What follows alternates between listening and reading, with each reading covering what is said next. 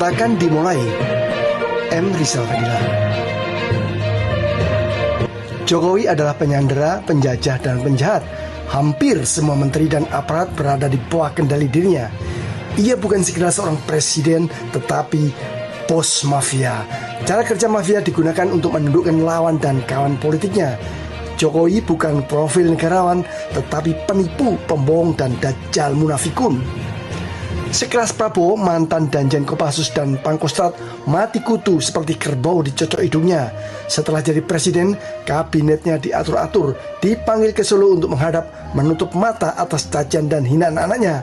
Pura-pura tak peduli Fufafa, Bahlil menjadi Bahlul, mewanti-wanti agar tidak berurusan dengan Raja Jawa. Bahlil seperti menggambarkan Jokowi itu demit atau genderuwo yang menakutkan. Ketum partai bertekuk lutut, tidak berani mengangkat muka. Setelah Nasdem terakhir, PKS bersujud ikut memuji keberhasilan Jokowi.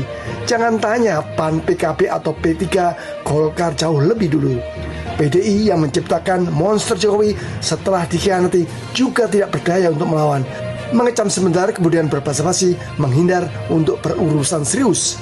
Ketua DPR Puan Maharani dalam cengkeraman, sekurangnya tersandera. Pasca lengser dari jabatan presiden 20 Oktober lalu, jaringan laba-labanya tetap dibuat dan dipasang. Masih berusaha untuk menguasai semua. Lucu, menteri-menteri Prabowo masih sowan dan minta nasihat ke Solo.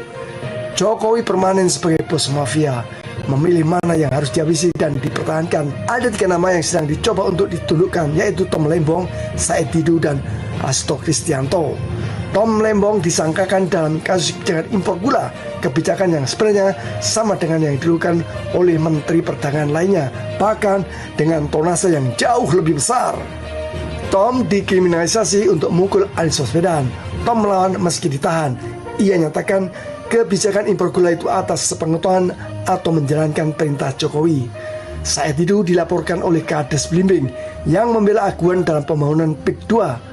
Tuduhan melanggar Undang-Undang ITE dinilai mengada-ada. Yang jelas itu adalah upaya untuk meredam sikap kritis Didu yang lantang membela rakyat dari penggusuran dan pemilihan tanah rakyat dengan harga murah. Said Didu manusia merdeka melawan aguan pengusaha pilihan Jokowi. Mediasi yang ditawarkan ditolak Didu mentah-mentah.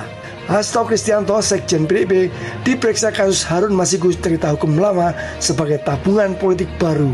Wawancara terakhir dengan Koni Rakahundini menyulut semangat Hasto untuk siap melawan Jokowi dan pasukan partai coklatnya Listio Sigit.